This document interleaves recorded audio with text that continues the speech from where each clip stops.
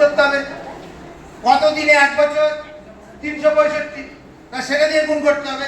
তাহলে আলো 1 বছরে আলো যায় এইটা, আর সেখানে 4.5 বছর লাগে, সেটা দিয়ে যদি গুণ করি তাহলে আমাদের সূর্য একটা তারা, তার পরবর্তী যে তারা সেটা আছে প্রায় 40 লক্ষ কোটি কিলোমিটার দূরে।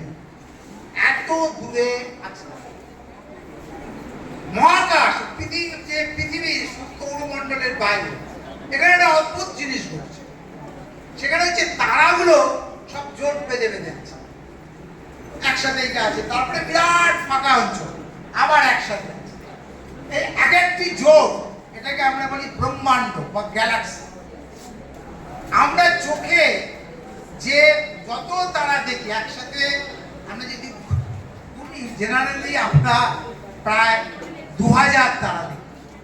আবার পৃথিবীটা তো উল্টে যায়, তখন আরো 2000 দেখতে পাই।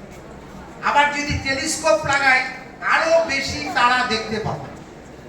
এরকম একদম খালি চোখে ম্যাক্সিমাম এক সময় 2000, টোটালিতে 5000 এইরকম তারা আমরা দেখি।